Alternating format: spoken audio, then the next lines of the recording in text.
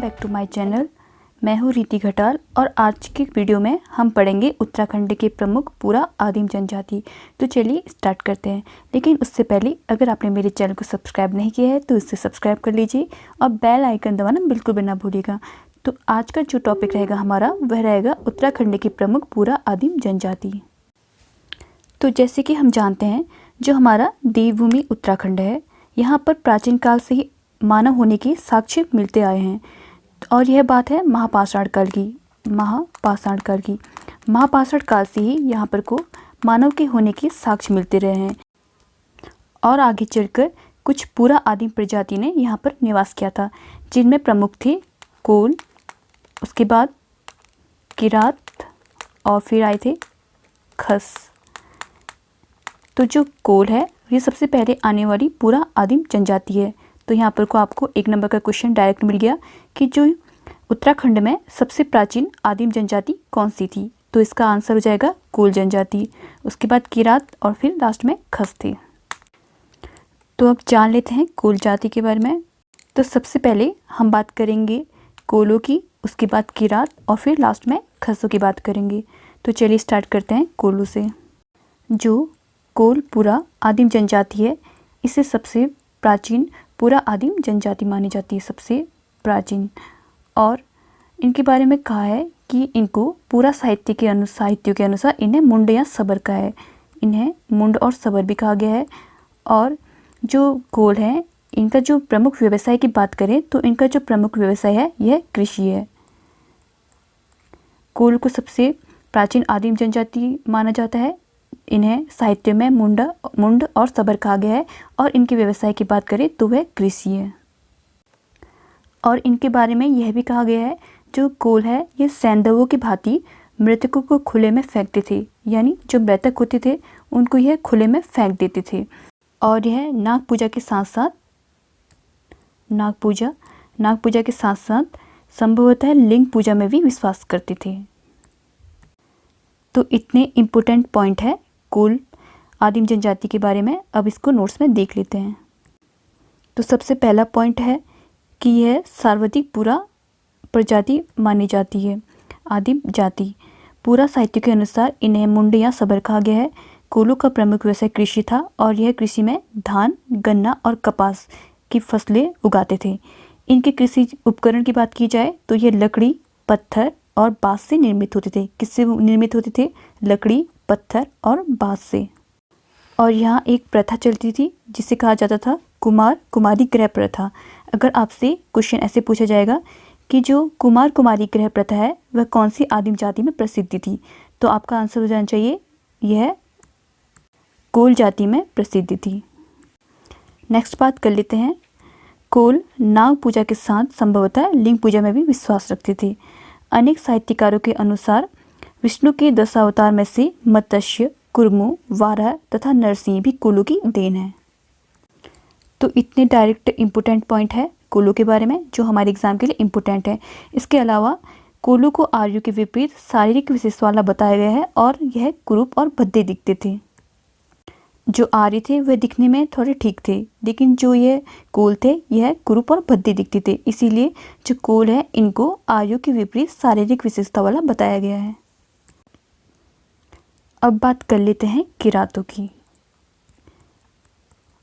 जो किरात है इसके लिए एक वर्ड यूज किया गया है जो है भिल्ल। और यह भिल्ल शब्द किरातों के लिए स्कंद पुराण के केदारखंड में कहा गया है। किसमें कहा गया है? स्कंद पुराण के केदारखंड में। स्कंद पुराण के केदारखंड में किरातों को भिल्ल कहा गया है। इससे पहले उत्तराखंड में कोलों का आधिपत्य था। कोल के बाद किरात आए थे और ऐसा कहा जाता है कि जो किरात थे इन्होंने कोलों को खदेड़कर वैध हिमालय की ओर भगा दिया था। कहाँ की ओर भगा दिया था? वैध हिमालय की ओर भगा दिया था। और ऐसा भी कहा जाता है जो किरात थे इन्होंने कोलों के साथ विवाह संबंध भी बनाए थे। और जो किरात है इन्हें मंगोल प्रजाति से संबंधित बताया गया है। कौन सी जाति? मंगोल प्रजाति। तो इन्हें मंगोल प्रजाति से भी संबंधित माना गया है।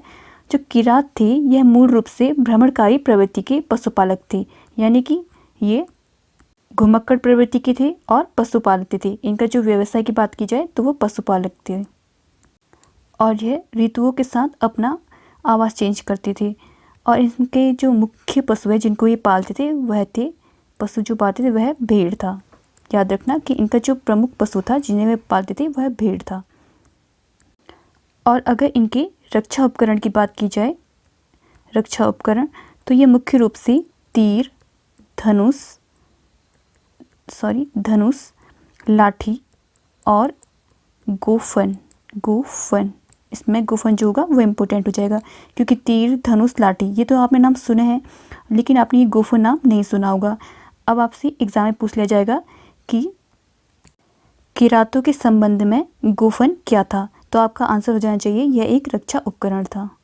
गोफन एक रक्षा उपकरण था। अब इसमें नोट्स में देख लेते हैं इनके बारे में। तो यह है किरात। इनके संदर्भ में जानकारी पूरा साहित्य और विदेशी लेखक अभिलेख से प्राप्त होती है। स्कंद पुराण के केदार खंड में किरातों को भी लिखा गया है। इसमें पूछ सकते हैं आपसे कि स्कंद पुराण के केदार खंड में किरातों के लिए कौन सा वर्ड यूज किया गया है, कौन सा शब्द यूज किया गया है, तो आपका आंसर हो जाना चाहिए भिल्लिक। अब नेक्स्ट बात करते हैं। किरातों ने कोलों के साथ विवाह संबंध बनाए थे और किरात को मंगोल प्रजाति से संबंधित माना गया है। और आपको मैं पहले बता चुकी हूँ कि इन किरातों से पहले कोल आए थे। जो कोल थे इनको किरातों ने वृद्ध हिमालय की ओर भगा दिया था। अब इनकी व्यवसाय की बात करते हैं। यह भ्रमणकारी प्रवृत्ति के पशुपालक थी। इनके द्वारा पाले जाने वाला जो प्रमुख पशु था वह भेड़ था। इसके अलावा यह गेहूं, जौ, खाद्यान्न फसल उत्पादित करते थे। इनके रक्षा उपकरण की बात की जाए तो तीर, धनुष, लाठी, गोफन इम्पोर्टेंट है एग्जाम के लिए, तो ये इनके रक्षा उपकरण थे। अब कभी भूलना मत कि जो गोफन था यह रक्षा उपकरण था। और किरातों में संयुक्त परिवार प्रथा प्रचलित थी। संयुक्त परिवार प्रथा यह बहुदेवाद में के समर्थन थे। मतलब कि ये बहुत से जो देवी देवता है इनको मानते थे ये, और यहाँ पर को जादू टोना एवं अन्य टोटकों पर ये विश्वास किया करते थे। इससे पहले हमने कोलों के बारे में पढ़ा था कि यह नाग देवता की पूजा करते थे और लिंग पूजा करते थे। और किरातों में यह बहुदेवाद थे। तो यह था किरातों के बारे में। हमने कोलों के बारे में पढ़ चुके हैं और किरातों के बारे में पढ़ चुके हैं। अब हम बात करेंगे खसों की। तो स्टार्ट करते हैं खसों के बारे में। खसों के बारे में कहा जाता है कि जो इनका सामाजिक जीवन था वह बहुत ही सरल था। इनका सामाजिक जीवन बहुत सरल था और इनमें जाति भेद का प्रचलन नहीं था। इसमें जो खस थे इनके में जाति भेद का प्रचलन भी बिल्कुल नहीं था। और जो खस थे इनको 1885 में शूद्र वर्ग में सम्मिलित कर दिया था। भूलना मत कि इनको 1885 में शूद्र वर्ग में सम्मिलित किया गया था। इनकी कुछ सामाजिक प्रथाओं की बात करेंगे, जिनमें होगी घर जवाई प्रथा। एक होगी पहला घर जवाई, दूसरा होगी जेठो प्रथा, तीसरी होगी हमारी झटेरा प्रथा, एक होगी टेकवा प्रथा और एक होगी देवदासी प्रथा। तो ये जितनी भी इनकी सामाजिक प्रथा है हम उनकी भी बात करेंगे। तो अब नोट्स में देख लेते हैं खसों के बारे में। तो ये रहा खस। खसों को कौड़िंदी भी कहा गया है और ये किसमें कहा गया है? 12 मेहर की व्रह संहिता में। तो 12 मेहर की व्रह संहिता में खसों के लिए कौड़िंद वर्ड का यूज किया गया है। और खसों को तुंगा, वनराष्ट्र और ब्रह्मपुर भी कहा गया है। तुंगा, वनराष्ट्र और ब्रह्मपुर। और जो खस आदिम जनजाति है यह इसलिए भी प्रसिद्ध है क्योंकि इन्होंने उत्तराखंड में बौद्ध धर्म का प्रचार किया था। भूलना मत कि उत्तराखंड में बौद्ध धर्म का प्रचार प्रसार करने वाली आदिम जनजाति खस ही हैं। हमने इससे पहले पढ़ा कि इनसे पहले किरात थे यह इनसे पहले शासन कर रही थी। तो जैसे जो किरात थे उन्होंने कोलों को यहाँ से भगा दिया था, तो उसी प्रकार से जो खस थे इन्होंने भी किरात आदिम जाति को यहाँ से खदेड़ दिया था। और जो किरात थे यह दुर्गम पहाड़ियों की ओर भाग गए थे। और हमने यह भी पढ़ा था जो कोल थे यह भी वृद्ध हिमालय की ओर को भाग गए थे। तो कोल भी वृद्ध हिमालय की ओर को भाग गए हैं और किरात भी वृद्ध हिमालय की ओर भाग गए हैं। तो इन्हीं की वजह से जो वृद्ध हिमालय क्षेत्र है यानी वृद्ध हिमालय क्षेत्र में संयुक्त संस्कृति का पोषण हुआ था। संयुक्त संस्कृति का मतलब यह है कि जो कोलों की कुछ संस्कृति होगी, ऐसे किरातों की भी कुछ संस्कृति होगी। अब ये दोनों भागकर वृद्ध हिमालय की ओर चले गई, तो वृद्ध हिमालय क्षेत्र में इन दोनों की संस्कृति को मिलाकर एक नई संस्कृति बनी, जिसे संयुक्त संस्कृति का पोषण हुआ था। आगे बात कर लेते हैं। राजशिखर ने अपनी पुस्तक काव्य मीमांसा में भी खसों का उल्लेख किया गया है। इन्होंने मध्य हिमालय के कार्तिकीय नगर में किसी खसाधिपति का उल्लेख किया है जो गुप्तकालीन था। याद रखना, राजशिखर की पुस्तक काव्य मीमांसा में कहा गया है कि मध्य हिमालय में कीर्ति नगर में एक खसाधिपति का उल्लेख किया गया है जो कि गुप्तकालीन था। और यशोवर्मन ने अपने खजुराहो लेख में तुलित खसबल खस शासक का उल्लेख किया गया है। किसका उल्लेख किया गया है? तुलित खसबल एक खस शासक का उल्लेख किया गया है यशोवर्मन ने अपने खजुराहो लेख में। इसके अलावा सहणपाल ने अपने बोधगया शिलालेख में बौद्ध राजा अशोकचल्ल, जो बौद्ध राजा अशोकचल्ल थे, इनके लिए संवाद लक्ष्य सीकरी खसोद राजधिराज शब्द का वर्णन किया गया है। और डीसी सरकार का मत यह है कि जो खस हैं यह कश्मीर में रहते थे। तो डीसी सरकार ने कहा है खस कश्मीर में रहते थे, यह कथन डीसी सरकार का है। और इन्हें कश्मीर के खक ही कहा जाता था। इसका मतलब जो कश्मीर के खक थे वही खस थे, और ऐसा डीसी सरकार ने कहा है। और खसों के बारे में कहा गया है कि इन्होंने उत्तराखंड के साथ साथ नेपाल में भी शासन किया था। महाभारत के सभा पर्व में खसों के बारे में उल्लेख मिलता है।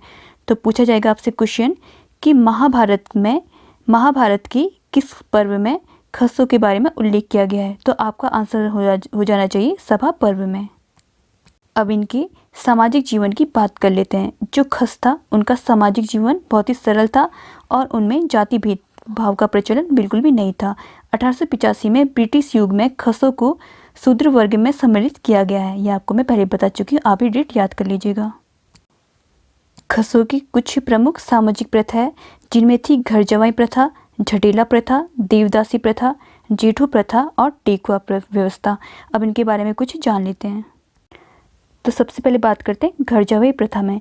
जो घर जवाई प्रथा थी, इसमें जो खस होते थे उनको घर में जवाई रखने की प्रथा प्रचलित थी। इसमें सबसे पहले हम बात कर लेते हैं घर जवाई प्रथा की। इसमें क्या होता था, जो खस हैं उनमें घर जवाई रखने की प्रथा प्रचलित थी। नाम से पता चल रहा है घर जवाई प्रथा मतलब कि घर में जवाई रखने की प्रथा। दूसरी बात करते हैं जेठू प्रथा।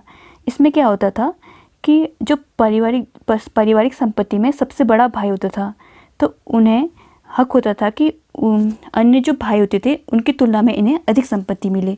तो इसे जेठू प्रथा कहा जाता था, यानी कि जो संपत्ति में हिस्सा होगा उसमें जो बड़ा भाई होगा उसको सबसे ज़्यादा मिलेगा। अब बात कर लेते हैं झटेला प्रथा। इस प्रथा के अनुसार यदि कोई स्त्री दूसरे पति से विवाह कर ले तो इसके पूर्व पति से उत्पन्न पुत्र झटेला कहलाता था। मतलब ये है जैसे ये स्त्री है और इसका पति है, तो इनसे एक पुत्र की प्राप्ति हुई इनको, लेकिन जो ये स्त्री थी इसने किसी दूसरे से शादी कर ली, तो इनका जो पुत्र होगा इसे झटेला कहा जाएगा। तो इसी वजह से एक झटेला प्रथा का प्रचलन खसों में देखा गया है।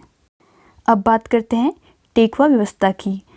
जो टेकुआ व्यवस्था है, इस प्रथा के अनुसार कोई भी विधवा जो विधवा थी वह वैध या अवैध रूप से किसी भी पुरुष को अपने घर पे रख सकती थी, तो इसे टेकुआ व्यवस्था कहा जाता था। अब बात करते हैं देवदासी प्रथा की।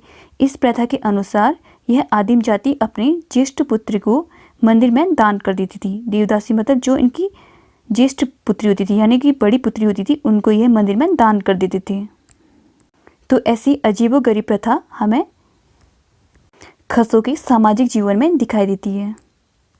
इसमें ज़्यादा कुछ नहीं पूछा जाएगा, बस यह पूछा जाएगा कि जैसे पूछ लिया जाएगा कि टेकुआ व्यवस्था का संबंध कौन सी आदिम जनजाति से था, ऐसे ही पूछ लिया जाएगा देवदासी की प्रथा, झटेला प्रथा, घर जवाई प्रथा और जेठू प्रथा।